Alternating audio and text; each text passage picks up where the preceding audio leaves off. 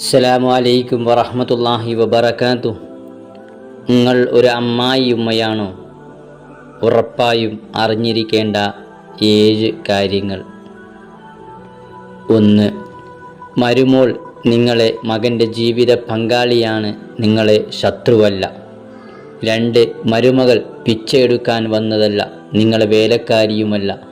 നിങ്ങളെ മകൻ അവളെ നല്ലപോലെ സംരക്ഷിക്കുമെന്ന് അവളുടെ ഉപ്പാക്ക് ഉറപ്പ് കൊടുത്ത് മഹറും കൊടുത്ത് ഹലാലാക്കി വിവാഹം ചെയ്ത് കൊണ്ടുവന്നതാണ്. 3.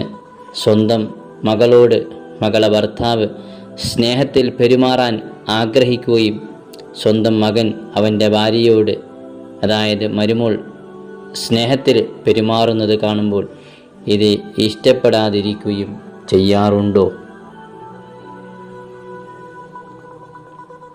4. നിങ്ങളുടെ സ്വന്തം മകൾക്ക് നിങ്ങൾ ആഗ്രഹിക്കുന്ന കാര്യങ്ങൾ മരുമോൾക്കും ആഗ്രഹിക്കുക.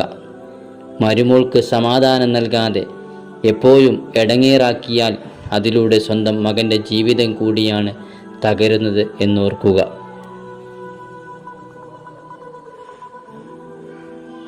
6.